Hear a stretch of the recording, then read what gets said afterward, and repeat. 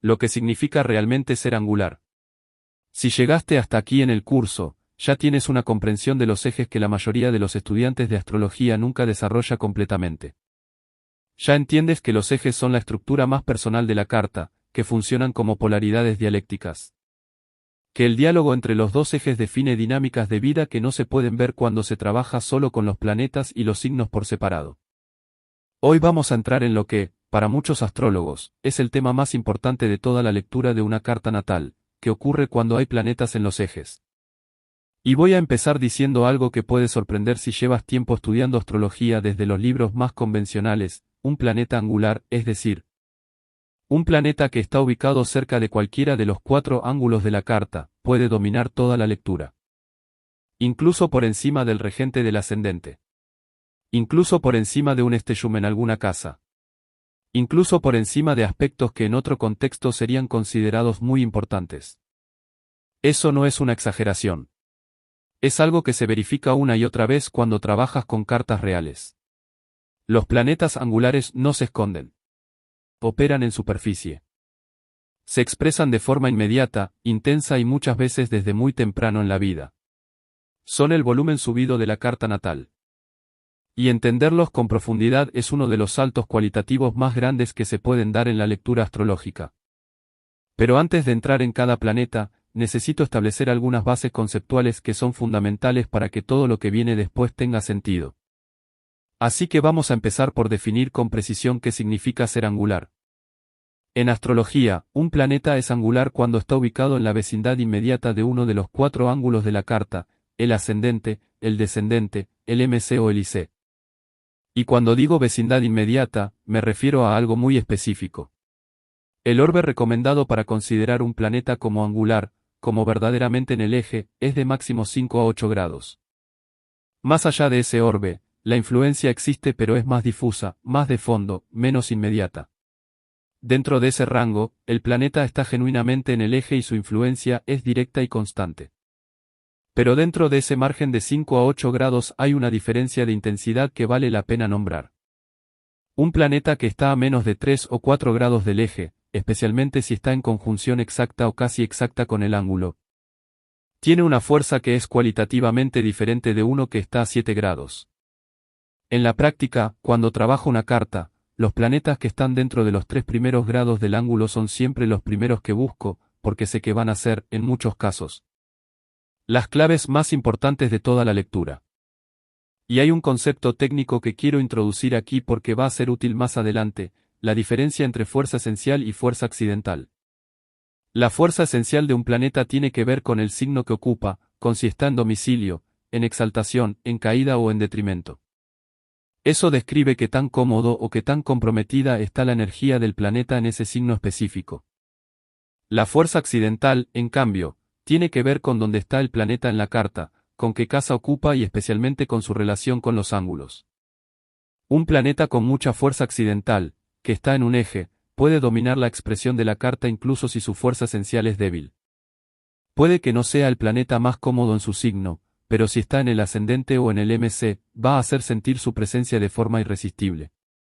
Eso explica por qué en algunas cartas hay planetas que parecerían secundarios por el signo que ocupan pero que en la práctica son absolutamente centrales en la vida de la persona. La ubicación angular los eleva. Los hace visibles. Los pone en el primer plano de la experiencia. Bloque 2. Principios generales de interpretación. Antes de ir planeta por planeta, quiero establecer una serie de principios generales que aplican a todos los planetas angulares, independientemente de cuál sea. Estos principios son la base desde la que se lee cada planeta específico, y tenerlos claros hace que las lecturas sean mucho más coherentes y mucho menos mecánicas. El primer principio es que un planeta angular tiende a expresarse de forma más visible, más intensa y más temprana en la vida que un planeta no angular. Visible, en el sentido de que los demás lo perciben. Intenso, en el sentido de que su energía no opera de fondo sino en primer plano. Temprano, en el sentido de que sus temas aparecen en la vida antes de que la persona haya tenido tiempo de desarrollar los recursos necesarios para navegar esa energía con madurez. Y esa última característica es muy importante, porque explica por qué muchos planetas angulares se asocian con experiencias tempranas que marcan profundamente, para bien o para mal. El segundo principio tiene que ver con la diferencia entre estar en el eje ASC-DSC y estar en el eje ICMC. No es lo mismo. Un planeta cerca del ascendente o del descendente opera en la dimensión de la identidad y de las relaciones. Se expresa en la forma en que la persona se presenta al mundo y en los tipos de vínculos que construye. Un planeta cerca del MC o del IC opera en la dimensión de la vocación y del origen. Se expresa en el camino profesional, en el legado, en la herencia emocional de la infancia y en las raíces. Misma energía angular, territorios distintos de expresión. El tercer principio es la diferencia entre estar cerca del eje antes del ángulo, lo que en terminología técnica llamamos la parte oriental o la parte matutina, y estar después del ángulo, en la parte occidental u occidental. Un planeta que está justo antes del ascendente, es decir, en los últimos grados de la casa 12, está en una posición de anticipación. Está a punto de salir. Tiene una energía que muchas veces se siente como algo que viene de atrás, de lo inconsciente, de lo que todavía no ha terminado de nacer en el mundo visible. Un planeta justo después del ascendente, ya en la casa 1, está saliendo. Está en el mundo. Es más inmediatamente visible y más fácil de identificar en la experiencia cotidiana. El cuarto principio es la retrogradación. Un planeta retrógrado en un eje tiene una cualidad muy particular. Su energía está presente, es angular, es visible. Pero hay algo en su expresión que tiende hacia la interiorización, hacia la revisión, hacia la profundización antes que hacia la expresión directa hacia afuera. En el ascendente, un planeta retrógrado puede generar una primera impresión que no termina de corresponder con lo que la persona es en profundidad. En el MC, puede indicar una vocación que requiere mucho trabajo interior antes de poder expresarse con fluidez en el mundo público. Y el quinto principio, que es de los más importantes para lecturas avanzadas, es que los planetas angulares que están además aspectados a otros planetas o a otros ángulos generan una red de influencia que permea toda la carta. Cuando un planeta angular está en conjunción con otro planeta, cuando está en oposición a través del eje, cuando está en cuadratura con el otro eje. Esa red de conexiones define en gran medida el tema central de la carta natal. Bloque 3, el Sol y la Luna en los ejes. Empecemos por los luminares, porque cuando el Sol o la Luna están en un eje, estamos hablando de dos de las energías más fundamentales de toda la carta natal en su posición de máxima expresión. El Sol en el ascendente es una de las configuraciones más inmediatamente poderosas que existen. Hay una vitalidad, una presencia, una luminosidad en estas personas que se siente desde el primer contacto. El mundo las percibe antes de que digan nada. Hay algo en su energía que ocupa el espacio de forma natural, que atrae la atención sin necesariamente buscarla. La personalidad y el propósito están alineados de una forma que es genuinamente poco común, lo que son y cómo se muestran al mundo corresponden de forma directa. Pero hay una sombra en el Sol angular que vale la pena nombrar. La visibilidad constante puede convertirse en una necesidad de visibilidad. La persona puede aprender tan temprano que su presencia tiene impacto que desarrolla una dependencia del reconocimiento que después le cuesta mucho trabajo revisar. La integración pasa por entender que el Sol en el ascendente no necesita un escenario para brillar. Ya brilla. La pregunta es si ese brillo está siendo usado de forma consciente o si está operando en piloto automático, alimentando una imagen que se ha vuelto más importante que la persona que hay detrás de ella. El Sol en el descendente produce algo muy distinto. Aquí la vitalidad y el propósito se expresan principalmente a través del vínculo. Estas personas se sienten más completas, más vivas, más plenamente ellas mismas cuando están en relación. El otro es, en un sentido muy real, el espejo a través del cual el Sol encuentra su expresión más plena. La sombra es la dependencia relacional, la tendencia a poner el propio propósito en manos de las parejas, de los socios, de los colaboradores. Como si la propia vitalidad necesitara ser validada desde afuera para existir.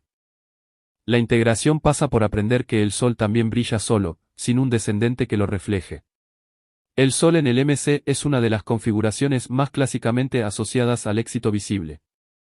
El propósito y la vocación están perfectamente alineados. Hay una necesidad genuina de construir algo en el mundo que lleve la firma propia, que sea reconocido, que deje una huella. La sombra es el workaholic que confunde su identidad con su carrera. La integración pasa por entender que el legado más duradero no es el que más brilla sino el que más profundidad tiene. El Sol en el IC es menos frecuente en términos de visibilidad externa pero enormemente poderoso en términos de profundidad. El propósito de esta persona está íntimamente ligado a sus raíces, a su familia, a la construcción de un mundo interior sólido. Puede haber una figura paterna de gran centralidad en la vida. La sombra es quedarse encerrado en el mundo privado sin atreverse a llevar ese propósito al mundo. La integración pasa por entender que lo que se construye desde adentro, desde las raíces, tiene un valor que merece ser compartido. Ahora la luna. La luna angular es, en mi experiencia, una de las configuraciones más emocionalmente intensas de toda la astrología. Porque la luna es la función más inmediata, más instintiva, más prerracional de la psique. Y cuando está en un eje, esa inmediatez se expresa en la superficie de la vida de forma constante. La luna en el ascendente produce personas emocionalmente porosas. El entorno las afecta de una manera que puede ser un don extraordinario de empatía o puede ser una vulnerabilidad constante si no se aprende a gestionar la permeabilidad. La primera impresión que dan es siempre emocional, receptiva, cambiante como la luna misma. La sombra es la labilidad emocional que los demás perciben como inestabilidad. La integración pasa por aprender que sentir todo no significa ser arrastrado por todo. La luna en el descendente genera una de las proyecciones más intensas que se puede observar en las relaciones. Las emociones no integradas se depositan en el otro con una regularidad casi sistémica. Las relaciones íntimas se viven con una intensidad emocional que puede ser fuente de nutrición profunda o de dependencia disfuncional según el grado de conciencia. La sombra es buscar en la pareja la madre o el padre que nutritiva a la luna no tuvo. La integración pasa por aprender a nutrir los propios estados emocionales sin depender de que el otro los regule. La luna en el MC es una de las configuraciones más interesantes en términos de vocación. El mundo emocional y la vida pública están profundamente entrelazados. La vocación tiene siempre una dimensión de cuidado, de nutrición, de conexión con lo que la gente siente. Puede ser psicología, educación, política pública, o cualquier campo donde el pulso emocional colectivo sea relevante. La sombra es la exposición pública de la vida privada, que puede ocurrir de forma deliberada o involuntaria. La integración pasa por aprender a compartir la sensibilidad sin exponer la vulnerabilidad. La luna en el IC es la luna en su casa natural. Aquí las raíces emocionales son profundísimas. La infancia y la familia de origen tienen un peso que pocas otras configuraciones igualan. La madre o la figura materna es una presencia que define la psique de forma estructural.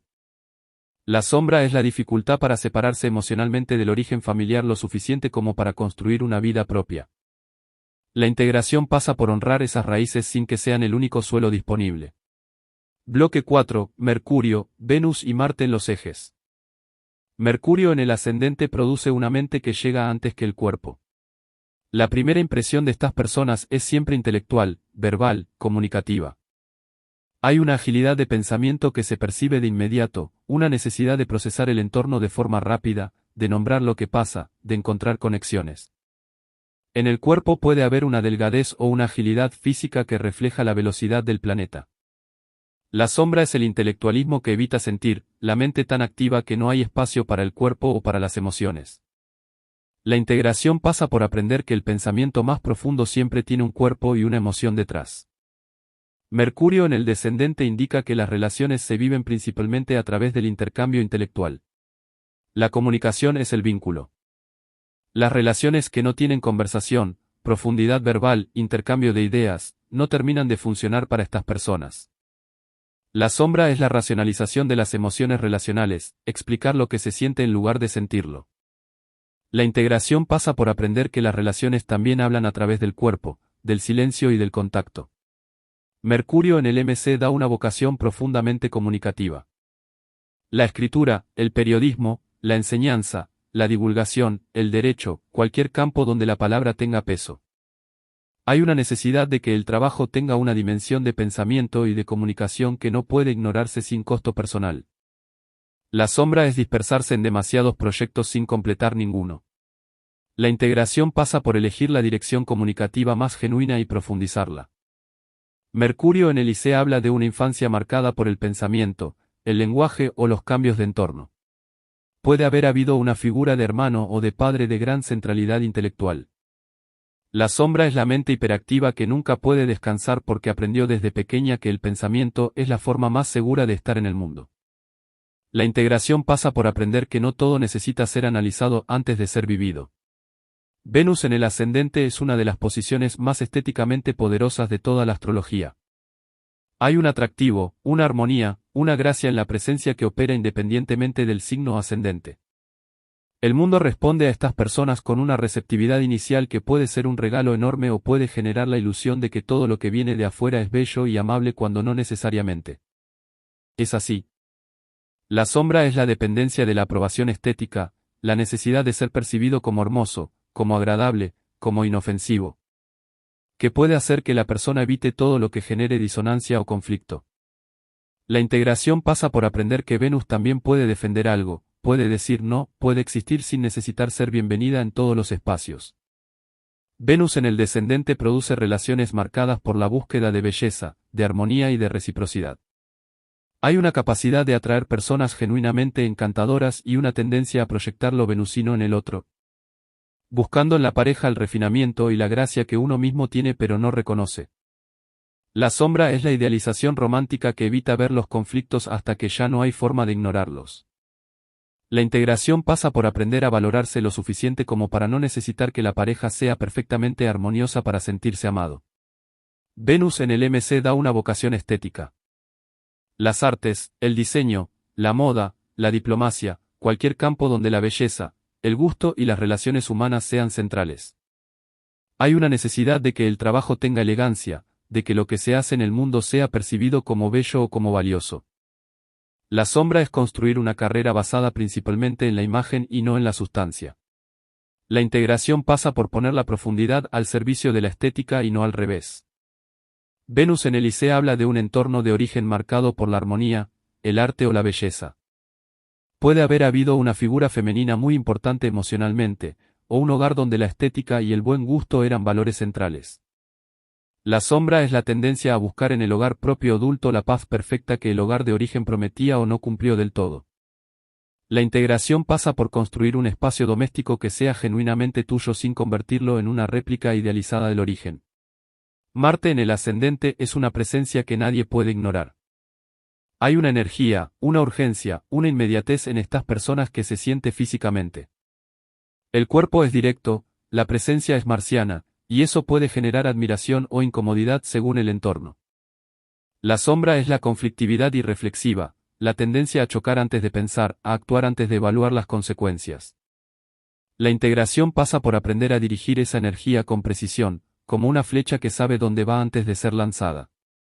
Marte en el descendente produce relaciones marcadas por la energía activa, por el desacuerdo, por el conflicto como forma de contacto.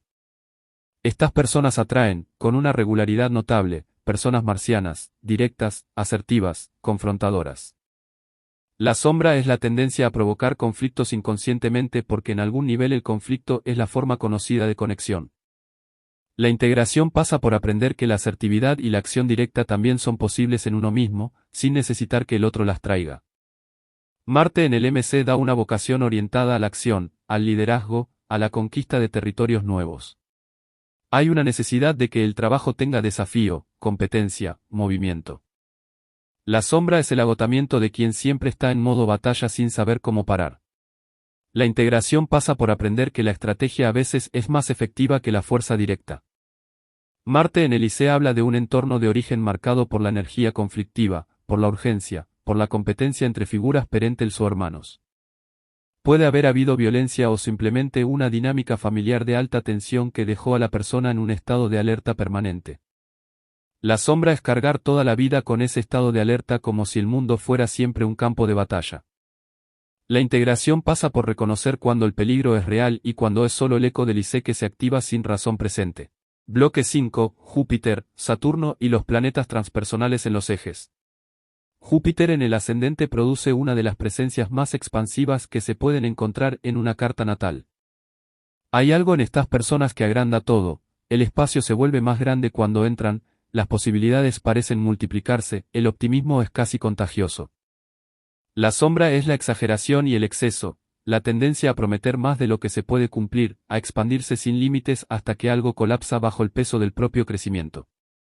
La integración pasa por aprender que Júpiter necesita un recipiente, y que la expansión sin estructura termina dispersándose. Júpiter en el descendente atrae relaciones generosas, abundantes, con personas que abren horizontes. Hay una tendencia a idealizar al otro como portador de sabiduría o de oportunidad. La sombra es la dependencia de la generosidad ajena, la persona que espera que los demás traigan la abundancia en lugar de generarla por sí misma. La integración pasa por entender que la generosidad y la visión expansiva también están disponibles en uno mismo. Júpiter en el MC da una vocación de gran alcance. Hay personas con esta configuración que construyen algo que llega a muchos, que enseñan a escala amplia, que tienen un impacto que va más allá de su entorno inmediato. La sombra es la grandiosidad, la tendencia a perder el contacto con lo concreto y lo cercano en favor de visiones demasiado grandes para materializarse. La integración pasa por aprender a escalar sin perder el suelo. Júpiter en el IC habla de un entorno de origen marcado por la expansión, la generosidad o las creencias fuertes. Puede haber habido mucho viaje, mucha estimulación intelectual, o una abundancia que no siempre fue consistente. La sombra es la idealización del origen, la dificultad para ver las limitaciones de la familia de procedencia con claridad. La integración pasa por honrar la riqueza del origen sin convertirla en un estándar imposible de replicar. Saturno en los ejes merece una atención especial, porque Saturno angular es una de las configuraciones más significativas, más duraderas y más transformadoras de toda la astrología natal. No es el Saturno más fácil de llevar. Pero es, en mi experiencia, uno de los que más recursos genera con el tiempo cuando se trabaja conscientemente. Saturno en el ascendente es la presencia de la restricción, de la responsabilidad, de la seriedad desde el primer contacto. El mundo percibe estas personas como maduras, como contenidas, como competentes incluso cuando son muy jóvenes. Muchas de ellas asumieron responsabilidades adultas en la infancia. Hay una rigidez en la primera impresión que puede hacer que la persona se sienta incomprendida o que los demás la perciban como más fría de lo que realmente es. La sombra es la armadura como forma de vida, la incapacidad de mostrarse vulnerable, de pedir ayuda, de admitir que no se sabe. La integración pasa por un proceso, muchas veces largo, de aprender que la vulnerabilidad no es debilidad sino la forma más honesta de estar presente. Saturno en el descendente produce relaciones marcadas por la responsabilidad, por los compromisos serios, por la tendencia a atraer personas mayores, con autoridad. O con dificultades que requieren el cuidado de la persona con este Saturno. La sombra es la tendencia a cargar con las responsabilidades del otro, a relacionarse desde el deber más que desde el deseo. La integración pasa por aprender que las relaciones también pueden ser livianas, placenteras, sin un peso estructural que las sostenga. Saturno en el MC es la configuración clásica del logro tardío pero duradero. Estas personas construyen su carrera de forma lenta, metódica, con muchos obstáculos iniciales. Pero lo que construyen, cuando lo construyen desde un lugar genuino, tiene una solidez que pocas otras configuraciones igualan. La sombra es el perfeccionismo paralizante, la tendencia a no lanzar nada hasta que esté completamente listo, que muchas veces significa no lanzar nada jamás. La integración pasa por aprender a lanzar lo suficientemente bueno y mejorarlo desde la experiencia real. Saturno en el IC es posiblemente la posición más compleja de Saturno en los ejes. Aquí la restrictividad y la frialdad emocional estuvieron presentes en el entorno de origen. Puede haber habido un padre o figura de autoridad muy exigente, muy distante, o una infancia marcada por la escasez de algún tipo, ya sea material, emocional o ambas. La sombra es cargar toda la vida con esa voz interna que dice que no se es suficiente, que hay que esforzarse más, que el descanso no está permitido.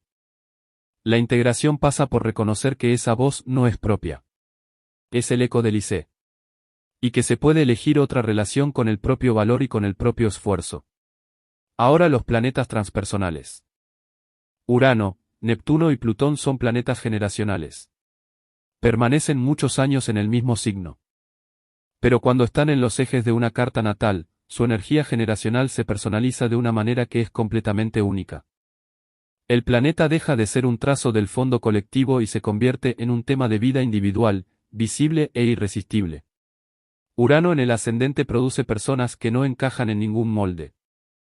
Hay algo en su presencia que desconcierta, que fascina, que hace que los demás no sepan muy bien cómo clasificarlos. La originalidad es la primera impresión. La sombra es la identidad construida sobre la diferencia, la necesidad de ser raro, de ser original, de ser disruptivo como forma de existir. Incluso cuando la situación pediría adaptación o continuidad. La integración pasa por entender que ser genuinamente uno mismo a veces implica ser ordinario, y que la originalidad real no necesita performance. Urano en el MC produce una vocación que no puede ser convencional bajo ninguna circunstancia. La trayectoria profesional está marcada por cambios radicales, por rupturas con lo establecido, por una necesidad de reinventarse que puede generar mucha riqueza pero también mucha inestabilidad. La sombra es la incapacidad de sostener cualquier estructura el tiempo suficiente para que dé frutos. La integración pasa por aprender que la innovación más poderosa ocurre cuando se tiene la suficiente disciplina como para llevar las ideas hasta el final. Neptuno en el ascendente produce una presencia que es difícil de definir y aún más difícil de olvidar. Hay algo en estas personas que no tiene bordes claros, que se adapta al espacio de una manera que puede ser extraordinariamente magnética o completamente desconcertante. Los demás tienden a proyectar en ellas lo que necesitan ver. La sombra es la confusión de identidad, no saber quién se es porque la membrana del ascendente es tan permeable que absorbe todo lo del entorno sin discriminar. La integración pasa por aprender a construir un sentido del yo que no dependa de la validación externa. Neptuno en el MC produce una vocación impregnada de lo invisible.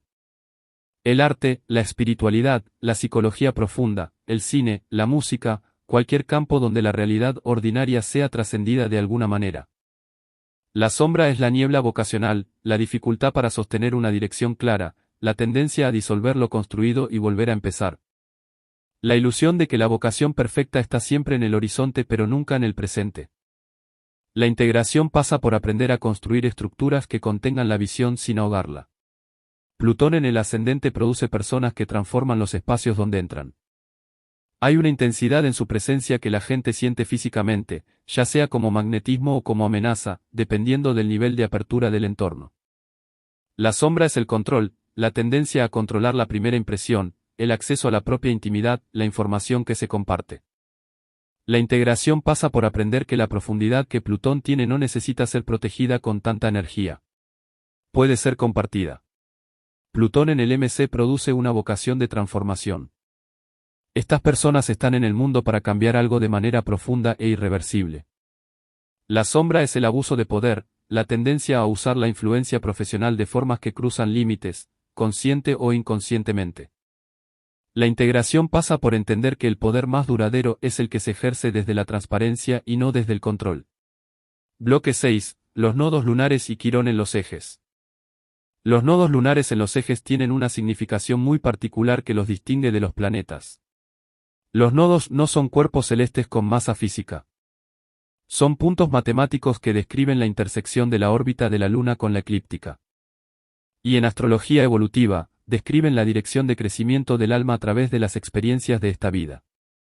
El nodo norte cerca del ascendente indica que el crecimiento de esta vida pasa por la construcción de una identidad propia, por el desarrollo de la presencia individual, por aprender a llegarse al mundo de una forma que sea genuinamente propia. El nodo sur cerca del descendente indica que hay una historia de dependencia excesiva en las relaciones, de definirse a través del otro, que necesita ser revisada en esta vida. No abandonada, sino revisada. El nodo norte cerca del MC indica que la dirección de crecimiento pasa por la construcción de algo en el mundo público, por asumir la responsabilidad de la vocación. Por moverse desde la comodidad del IC hacia la exposición que el MC requiere. El nodo sur cerca del IC indica que hay un arraigo muy fuerte en el mundo privado, en la familia, en el origen. Que puede ser tanto un recurso como un obstáculo según el grado de conciencia con que se trabaje. Al revés, con el nodo norte en el descendente o en el IC, los temas se invierten, el crecimiento de esta vida pasa por profundizar en las relaciones o en las raíces respectivamente. Y hay una tendencia heredada de identidad demasiado autónoma o de construcción de carrera sin suficiente ancla emocional que necesita ser corregida. Quirón en los ejes es una de las configuraciones más significativas en términos de herida y de sanación. Quirón es un asteroide que en astrología representa la herida que no se cierra del todo, pero que al ser trabajada se convierte en el mayor recurso de sanación que uno puede ofrecer a los demás.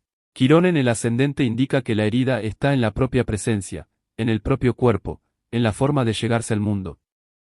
Puede haber habido experiencias tempranas de vergüenza, de rechazo, de sentirse raramente diferente o inadecuado en el propio ser. La sombra es ocultarse, minimizarse, presentar una imagen que evite la exposición de esa herida. El recurso es que nadie puede acompañar a otra persona en su proceso de aceptarse como es con tanta profundidad como alguien que ha caminado ese proceso en sí mismo. Quirón en el MC indica que la herida está en la vocación, en el camino público, en la relación con la autoridad y el reconocimiento. Puede haber habido experiencias de fracaso visible, de humillación profesional, de no ser reconocido en lo que más se valora. La sombra es el miedo crónico al fracaso que paraliza la construcción. El recurso es que las personas con esta configuración, cuando se atreven a construir desde la herida, construyen cosas que tocan a los demás de una manera que la construcción desde la destreza nunca podría. Quirón en el IC indica que la herida está en las raíces, en el origen, en la familia. El suelo desde donde se construyó no era suficientemente seguro, suficientemente nutritivo, suficientemente consistente. La sombra es cargar toda la vida con esa herida de origen como si definiera todo lo que es posible. El recurso es que trabajar esa herida genera una comprensión del mundo emocional humano que se vuelve un recurso de sanación extraordinario para los demás. Quirón en el descendente indica que la herida está en las relaciones, en la forma de vincularse, en el encuentro con el otro. Puede haber habido experiencias de rechazo, de traición, de no ser elegido de una manera que marcó la forma de relacionarse. La sombra es el miedo a la intimidad real, el saboteo de las relaciones cercanas antes de que puedan doler. El recurso es que esta configuración puede generar una sensibilidad y una presencia en el espacio relacional que es profundamente sanadora para los demás. Bloque 7, temas avanzados, stellums, oposiciones y sistemas de casas. Llegamos a los temas que distinguen una lectura competente de una lectura verdaderamente avanzada. Y voy a empezar con algo que cuando aparece en una carta es inmediatamente obvio pero que tiene muchas capas de complejidad, el stellum en los ejes. Un stellum en un eje es la presencia de 3 o más planetas concentrados alrededor de un mismo ángulo.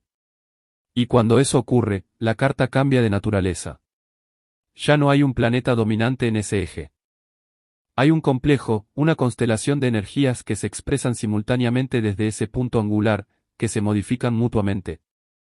Que crean una riqueza de expresión que puede ser un recurso enorme pero que también puede generar una densidad que cuesta años aprender a gestionar. Pensemos en alguien con el Sol, Mercurio y Venus cerca del ascendente. Esa persona llega al mundo con vitalidad, con mente activa y con gracia social operando al mismo tiempo en la primera impresión. Hay algo genuinamente cautivador en esa presencia. Pero también hay una sobrecarga de la dimensión de la identidad, la persona tiene que gestionar simultáneamente el propósito del Sol, la agilidad mental de Mercurio y la necesidad de armonía de Venus en el primer encuentro con cualquier situación nueva.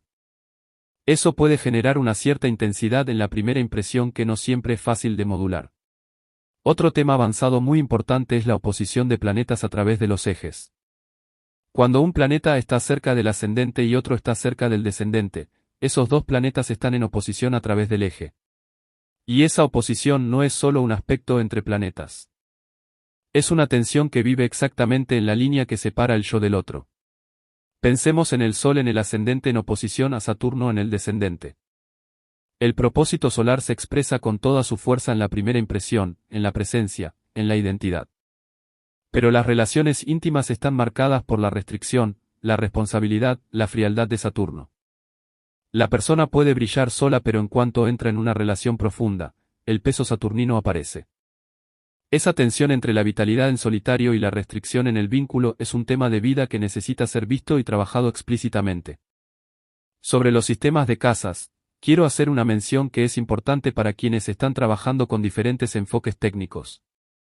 En Placidus y en la mayoría de los sistemas de casas derivados, los planetas angulares se calculan con los orbes que mencioné al principio, máximo 5 a 8 grados del eje. En Joule signo casas enteras, el sistema que usa signos completos como casas, la angularidad se define de forma diferente, cualquier planeta en la casa 1, 4, 7 o 10 se considera angular independientemente de su distancia al grado exacto del ángulo. Eso puede incluir o excluir planetas dependiendo del sistema que se use. Mi recomendación siempre es usar el grado exacto del eje como el punto de referencia más importante, independientemente del sistema de casas que se prefiera. Y dar mayor peso a los planetas más cercanos al grado exacto. Finalmente, sobre los tránsitos y progresiones que activan planetas angulares. Cuando un planeta en tránsito lento, Saturno, Urano, Neptuno o Plutón, llega a un punto de la carta que ya tiene un planeta angular natal, el efecto se amplifica de forma extraordinaria. El tránsito no solo está tocando el eje. Está tocando el planeta que ya tiene toda la fuerza accidental de estar en un ángulo. Esos son los tránsitos que marcan décadas, no meses. Bloque 8. Cómo leer la prioridad de los planetas angulares en una carta. Uno de los desafíos más concretos cuando se trabaja con planetas angulares en una consulta real es el siguiente: ¿qué hago cuando hay varios planetas angulares en la misma carta? ¿Cómo determino cuál es el más importante, cuál es el que más está definiendo la experiencia de esa persona? Hay una serie de criterios que utilizo de forma sistemática para establecer esa jerarquía. El primero es la distancia al eje.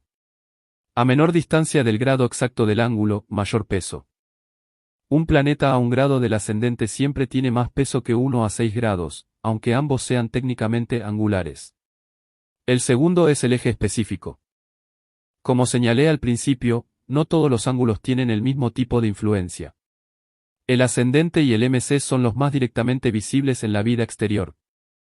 El IC tiene la mayor influencia en la estructura psicológica profunda. El descendente tiene la mayor influencia en los patrones relacionales. Dependiendo de qué sea lo que más está generando movimiento en la vida de una persona, el eje relevante será diferente. El tercer criterio es la conectividad del planeta angular con el resto de la carta. Un planeta angular que además está en aspecto exacto con otros planetas importantes, con el regente del ascendente, con los luminares, con otros ángulos. Tiene una red de influencia que va mucho más allá de su posición angular. Un planeta angular aislado, sin aspectos importantes a otros planetas, es significativo pero más acotado en su expresión. El cuarto criterio es la coherencia con los temas de vida que la persona describe. En consulta, cuando una persona habla de los temas más repetitivos, más cargados, más transformadores de su vida, generalmente esos temas corresponden a los planetas angulares más activos. La coherencia entre lo que la carta muestra y lo que la persona vive es siempre la confirmación más potente de cualquier lectura. Y el quinto criterio, que es el más difícil de enseñar porque requiere experiencia acumulada, es lo que yo llamo la resonancia de la carta. Hay cartas donde un planeta angular se destaca de una manera que va más allá de todos los criterios técnicos. Donde hay algo en cómo todo el sistema apunta hacia ese planeta que hace que sea imposible comenzar la lectura por otro lugar. Aprender a reconocer esa resonancia lleva tiempo. Pero una vez que se desarrolla esa capacidad, la lectura de los planetas angulares deja de ser un ejercicio de catalogación y se convierte en algo mucho más parecido a lo que realmente es. El arte de encontrar el hilo central de una vida.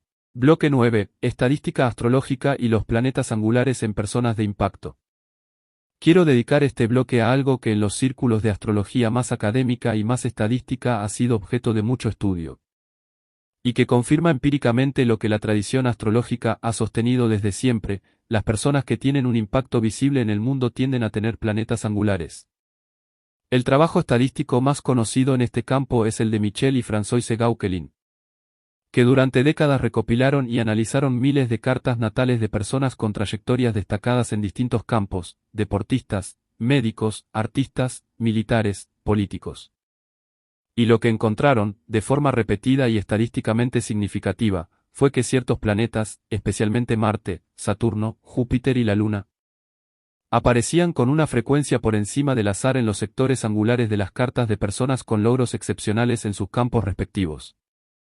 Los deportistas y militares tenían con notable frecuencia a Marte cerca del ascendente o del MC. Los médicos y científicos mostraban una prevalencia de Saturno angular. Los artistas y figuras carismáticas de gran atractivo popular tendían a tener Júpiter o la Luna en posición angular. Esto no significa que tener un planeta angular garantice el éxito en ningún campo. La carta natal nunca es un destino fijo. Pero sí confirma lo que la práctica astrológica muestra todos los días: los planetas angulares amplifican la expresión de la carta de una forma que tiende a volverse visible en el mundo.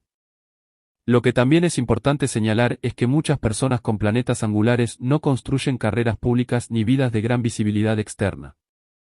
La energía angular puede expresarse hacia adentro, puede generar una intensidad de vida interior que es igualmente poderosa aunque menos visible desde afuera. La angularidad no garantiza visibilidad pública. Garantiza intensidad de expresión. La dirección de esa expresión, si es hacia afuera o hacia adentro, si es hacia la carrera o hacia las relaciones o hacia el mundo espiritual, depende de muchos otros factores de la carta. Lo que sí es consistente, tanto en los datos estadísticos como en la práctica clínica de la astrología psicológica, es que las personas con planetas angulares tienen una relación con los temas de esos planetas que es imposible de ignorar. No porque el planeta lo haya decidido por ellas, sino porque la vida las pone una y otra vez frente a esos temas hasta que los trabajan con la profundidad que merecen. Bloque 10. Integración práctica, cómo usar todo esto en lecturas reales. Llegamos a la parte más práctica de este capítulo, y la que en mi experiencia genera más diferencia entre una lectura que se queda en la descripción y una lectura que realmente acompaña a una persona. Cuando tengo una carta natal frente a mí, lo primero que hago antes de mirar cualquier otra cosa es identificar los planetas angulares. No como un checklist, sino como una pregunta: ¿qué es lo que esta carta quiere que yo no pueda ignorar? Porque los planetas angulares, especialmente los más cercanos a los grados exactos de los ejes, generalmente responden esa pregunta de forma clara. Después me pregunto en qué eje está ese planeta. Si está en el eje ASC-DSC, voy a hablar de identidad y de relaciones. Si está en el eje ICMC, voy a hablar de origen y de vocación. Y voy a usar lo que sé de ese planeta, en ese eje, en ese signo, como la entrada principal a la carta. Luego miro si ese planeta tiene aspectos importantes a otros planetas o a los otros ángulos. Porque un planeta angular bien aspectado tiene una red de recursos disponibles. Un planeta angular con aspectos tensos tiene una red de desafíos que necesita ser nombrada con cuidado pero también con claridad. Y después de todo eso, que generalmente me lleva los primeros minutos de cualquier consulta, empiezo a construir la narrativa de la carta. No como una serie de descripciones justapuestas, sino como un relato coherente sobre las tensiones fundamentales de esa vida. Sobre los recursos que esa persona tiene y sobre los patrones que la carta está señalando como áreas de trabajo. Lo que intento siempre que esa narrativa produzca en la persona que me escucha es lo mismo que describí al principio de este curso: la sensación de que tiene un mapa. No un mapa que le dice qué hacer, sino un mapa que le muestra el territorio con más claridad de la que tenía antes de entrar a la consulta. Y los planetas angulares son, casi siempre, las montañas más altas de ese territorio. Las que se ven desde más lejos. Las que orientan todo lo demás. Bloque 11. Cierre, el volumen subido de la carta. Quiero cerrar con la imagen con la que abrí este capítulo, porque me parece que captura bien lo que hemos visto hoy. Los planetas en los ejes son el volumen subido de la carta natal. No son los únicos planetas importantes. No son los únicos que generan temas de vida significativos. Pero son los que operan en primer plano. Los que se expresan de forma más inmediata, más intensa y más visible. Hay algo que con el tiempo he llegado a entender trabajando con cartas, y es que las personas que tienen muchos planetas angulares generalmente no tienen vidas tranquilas. No porque estén condenadas al drama, sino porque la densidad de lo que se activa en superficie hace que el trabajo de conciencia sea urgente de una manera que las cartas con menos angularidad no exigen de la misma forma. Y eso, lejos de ser una maldición, es una de las mayores oportunidades de desarrollo que existe. Porque los temas que se activan de forma inmediata e intensa son también los que más rápidamente pueden ser trabajados cuando hay disposición real a hacerlo. Si tienes planetas angulares en tu carta, no necesitas esperar a que los tránsitos los activen para trabajarlos. Ya están activos. Ya están hablando. La pregunta es si los estás escuchando con la atención que merecen. Con esto cerramos el análisis directo de los ángulos, pero el mapa se vuelve más complejo. En la próxima entrega estudiaremos los regentes de los ejes y su papel estructural. Analizaremos la geometría de la carta para entender cómo los planetas en aspecto con los 4 ángulos alteran su manifestación externa. Será una clase clave para identificar esos patrones repetitivos y transformadores que marcan el destino de una persona. Nos vemos ahí.